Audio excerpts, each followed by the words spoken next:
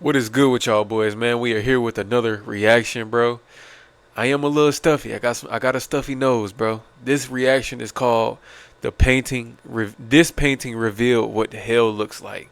Be sure to comment, like, subscribe, man. I love y'all boys. Let's get into the video, man. Have you ever wondered what the end of the world might look like? Yes, we In all do. 1667, All right, y'all, come on.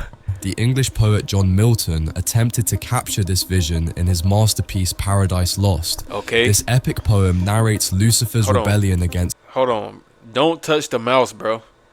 Please don't touch the mouse. I got some speakers, bro. They don't even work.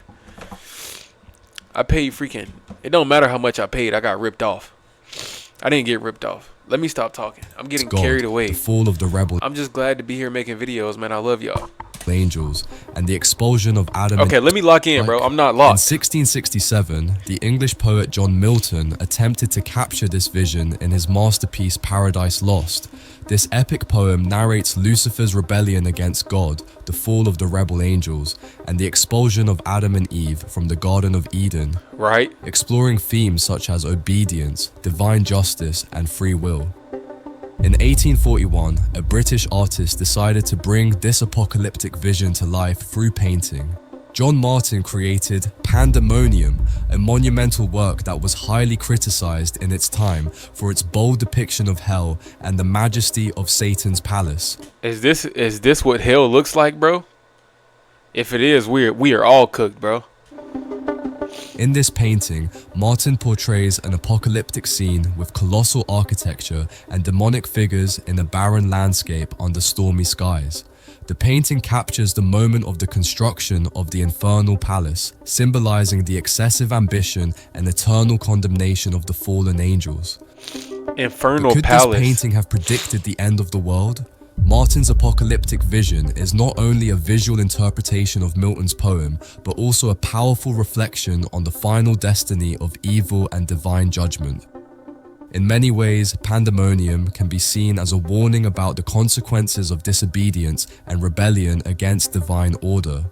Is it possible that Martin, through his art, left us a prophecy about a future of destruction and chaos? I would hope not, bro. Let's find out. I would hope not. And he said he drew this through a vision. John Martin was born on July 19th, 1789 in Haydenbridge, England, into a poor family living in a one-room cottage. He began his artistic career at the age of 14 as an apprentice in heraldic painting under a carriage builder, and the following year he started studying under a local Italian artist named Boniface Musso. I am not locked right now, bro. But I'm In locked. 1806, at the age of 17, Martin accompanied Musso and his son to help establish a porcelain painting business in London. When the business went bankrupt 3 years later, Martin found employment at a glassmaking company, William Collins, where he worked from 1809 to 1812. Okay. During his time as a glassmaker, Martin completed his first oil painting, a landscape composition which was exhibited at the Royal Academy of Arts in London in 1811. Is this After leaving the glassmaking business, Martin sought to work independently as a painter. In 1812, inspired by a Persian-themed story, he painted Sadak in Search of the Waters of Oblivion, depicting an exhausted man climbing into formidable rocky terrain. okay? Although initially unsold at the Royal Academy, Sadak received much public praise and eventually sold to a wealthy couple. Following this success, Martin focused on painting scenes from the Bible and classical mythology, as well as landscapes of London and southern England. During this period, Martin emphasized vast landscapes, highlighting natural elements with minimal architecture. As his popularity grew, Martin became known for portraying the insignificance of humans in relation to immense landscapes and forces of nature. In 1816, the public admired Joshua commanding the sun to stand still upon Gibeon, a dramatic biblical scene with rays of light shining through the clouds. Is this a true scene out of the Bible? Cuz he said that he was painting biblical scenes and portraits. Martin also began experimenting with architectural perspective The Fall of Babylon. in his 1819 apocalyptic painting, The Fall of Babylon, depicting panicked humans under an impending storm in an ancient city. He employed architectural perspective in Belshazzar's feast as well, featuring massive colonnades surrounding a lavish banquet square with the Hanging Gardens and Tower of Babel in the background. In the foreground, Daniel prophesies to Belshazzar while crowds rush in distress. In his 1828 painting, The Fall of Nineveh, Martin again showcased his imagination for lavish architecture and extensive urban landscapes, while also depicting the turbulence of its imminent ruin. But the fall of Babylon was a true scene out of the Bible. By the late 1820s, Martin began producing mezzotint engravings of his paintings for public sale. To accomplish this, he established a printing room beneath his studio and hired professional printers to work under his supervision.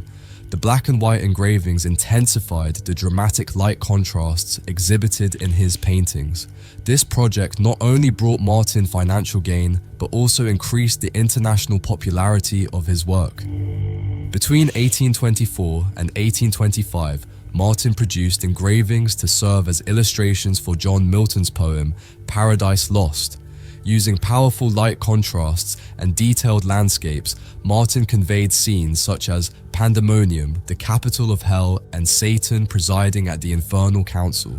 Despite initial criticism for these Paradise Lost illustrations, Martin garnered recognition for his work. Where are we going, in the 1830s, bro? Where are we going from here? Apocalyptic art waned in popularity, and he temporarily left painting.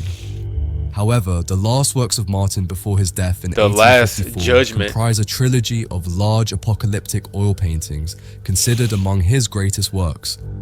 Now that we have explored the history of this intriguing painter, it is undeniable that he had a fascination with disasters and apocalyptic landscapes. But why did he choose to illustrate this scene differently from all the others? What inspired him to envision hell in this way? Before analyzing this painting, I want to... Okay, make your money off your sponsor, bro. We're gonna keep going. And then he throws an ad in here. I am intrigued. I am so intrigued right now, bro.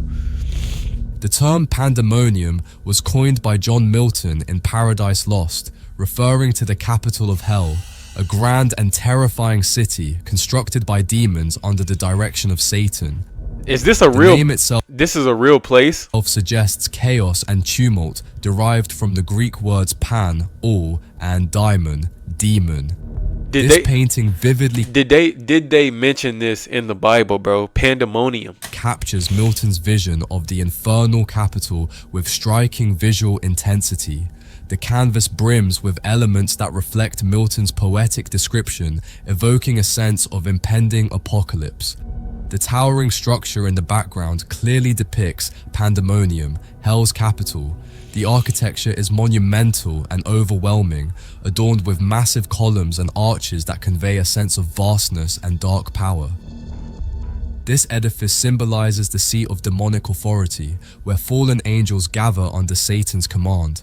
Milton describes it as a construction surpassing all inhabited places of humans, designed by Mulciber, who once crafted palaces in heaven.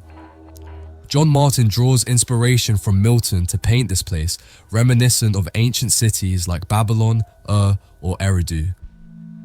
In the foreground, a river of molten lava cuts through the scene, emphasizing the infernal nature of the setting, a reminder of eternal suffering and unquenchable fire, integral to hell's punishment. The lava also symbolizes destruction and chaos, heightening the sense of imminent apocalypse. Prominently featured is a figure with arms raised, holding what appears to be a shield. This figure is Satan, the leader of demons, invoking power and recalling Milton's portrayal where this massive structure emerged from the earth. Beside Satan kneels another figure whose identity remains ambiguous. Okay, wait. Is he saying... oh, God. So he's depicting that this picture took place on Earth. So this isn't actually in hell. So this scene is basically saying the end of times, bro. This is what happens during the end of times. I'm confused. Prominently featured is a figure with arms raised, holding what appears to be a shield. This figure is Satan, the leader of demons, invoking power and recalling Milton's portrayal where this massive structure emerged from the earth. Beside Satan kneels another figure whose identity remains ambiguous. Right. Extensive research into this mysterious figure by John Martin in his painting yielded no definitive answers. In interpretation, this figure might be one of Satan's principal followers, perhaps Belial or Beelzebub, other prominent demons in Paradise Lost. Okay, to me those look like that might be one of his followers, cuz that's a shield right here. I thought it was like two people hugging each other or something like that. The posture suggests submission or worship, underscoring the hierarchy among demons. Bro's a loser. There is no demons around worshiping this man, and he's sitting here trying to get some praise. Satan, you took an L, bro. There's no one here at your show. Get lost, bro. You're out of here, kid. To provide further context to this work, I cite a passage from Paradise Lost describing Pandemonium and its construction. He's a loser. Anon out of the earth, a fabric huge. Before you read this, my guy, this better not be no satanic type of scripture or none of that, bro. Keep it on that side, bro. Rose like an exhalation, with the sound of dulcet symphonies and voices sweet, built like a temple where pilasters round were set, and Doric pillars overlaid with golden architrave. Nor did there want cornice or frieze, with bossy sculptures graven. The roof was fretted gold. Not Babylon, nor great Al Cairo such magnificence equaled in all their glories, to enshrine Belus or Serapis their gods, or seat their kings, when Egypt with Assyria strove in wealth and luxury. What? Pandemonium presents an apocalyptic vision that not only reflects Milton's description in Paradise Lost, but could also be seen as a visual prophecy of humanity's ultimate destiny. Bro said a visual. Bro said a visual prophecy. This place as a grandiose and corrupted city where chaos and destruction reign could be understood as a metaphor for how humanity self-destructs by constantly challenging divine order and natural laws. Thank you for watching the video. But again, my question still remains, is this in hell or on earth during the end of times, bro? Satan, you're a loser, bro. You have no followers. Get out of here, bro. Till the end. I would love to read your opinion in the comments. Don't forget